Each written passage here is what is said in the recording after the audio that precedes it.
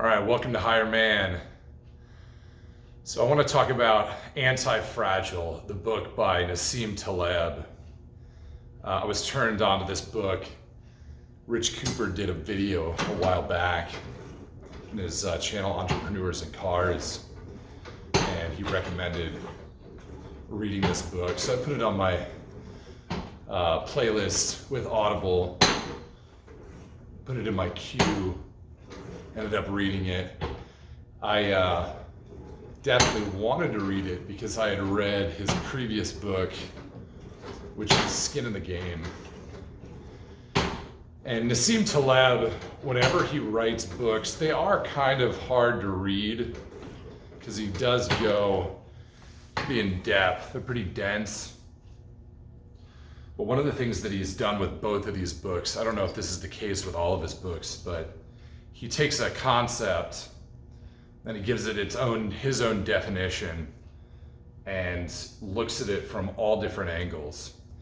Almost to the point of like beating it into the ground, but it's interesting.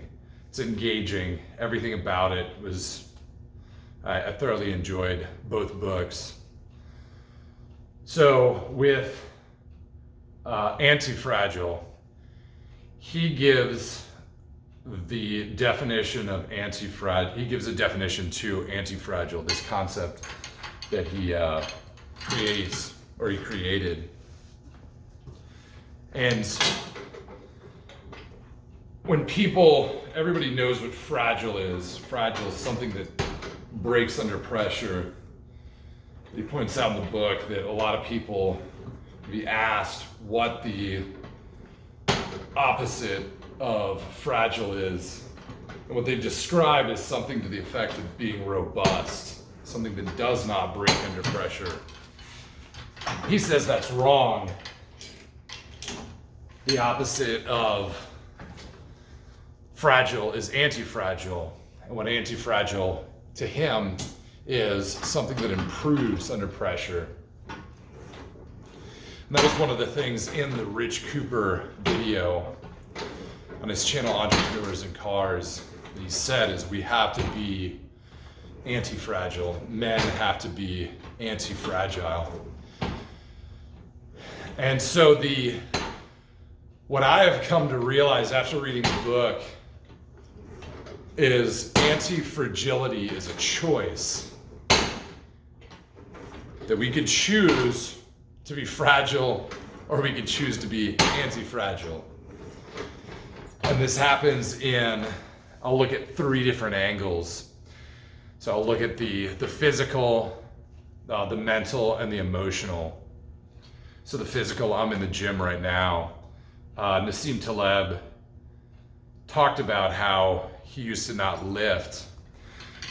And then when he started doing his research for the book, Antifragile, he's now a lifter. He does lifting in the gym. And I actually had the wrong concept of that as well. I'd stick to a routine, and maybe after a month or so, I would up the weights. But the human body is that's not great for the human body. That's not really using the full potential. The human body likes to push further each time.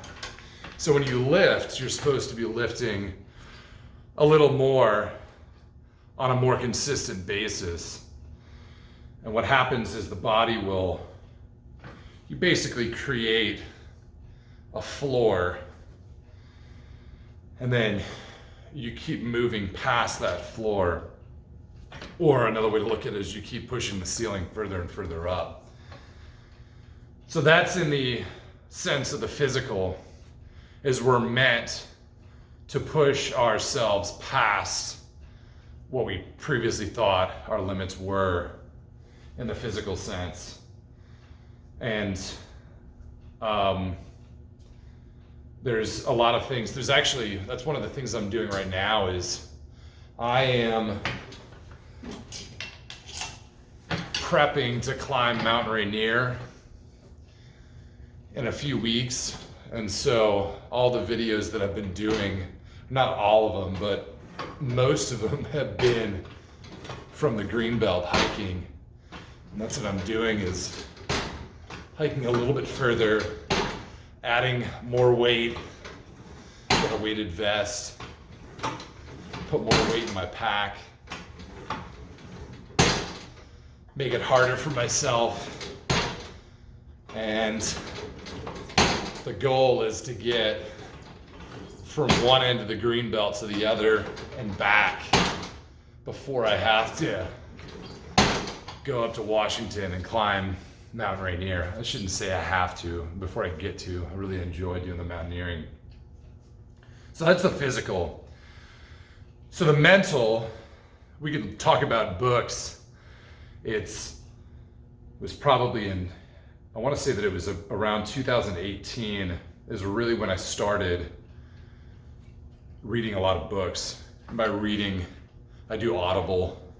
There's a few books that I've actually sat down and read, but Audible's the best way for me to take in the information. Everybody's different. But yeah, if I started off reading something that's medium difficulty as far as reading is concerned, like Skin in the Game or Antifragile, not being that big into reading before. I mean, the last reading that I did was in college. If I would have jumped into the books that were a lot more dense and depth, probably would have not or just abandoned the idea of reading altogether. Wouldn't have continued doing it. But instead, I read some books. I mean, I'll list them off right now. The Go-Giver was a very easy read. The Subtle Art of Not Giving a Fuck. Unfuck Yourself was another one. There's a few other ones that I thought that they were easy reads, didn't really stand out that much. But as that happened, slowly started building up to more dense books. Psycho-Cybernetics was a lot more dense. And then the Nassim Taleb books were a lot more dense. But I could have started off, like I said, with the dense books and given up altogether. And that's fragility right there. So you can take that, you can go in two different directions. Go the fragile direction or the anti-fragile direction. But the anti-fragile direction does need it to be a little more gradual than abrupt. Can be abrupt if you're thrown into it. That is one of the things that school does do right, is they make each grade a little bit harder. So you start grasping more and more difficult concepts. So as far as emotional, we really don't have the ability to inoculate ourselves emotionally, because life comes at you fast. You really don't get to decide to take on things that are going to have an emotional impact on you. Emotions just, they come. And so you do have to take the things that happen and deal with them as they come up. And that's really where the choice comes in something like the emotional aspect. Because many people, I know that everybody in the audience could probably think of people that have let something emotional destroy them. The death of a loved one, loss of a career, loss of a job, loss of material possessions, loss of a lover. And we could take those things and really just like not move past them. But when we do move past them, that's where the anti-fragility comes in. That's how we're anti-fragile.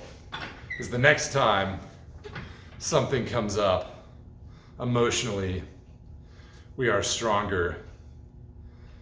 And so the human body is meant to get increasingly stronger over time.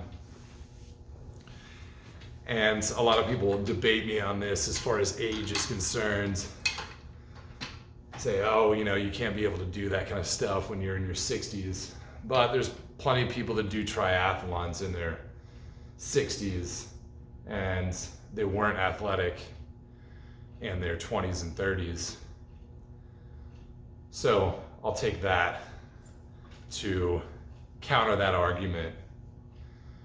But yes, what Rich Cooper said, as humans, we do need to, as men especially, as higher men, we need to go the anti-fragile direction instead of the fragile direction, because people depend on us, the world depends on us.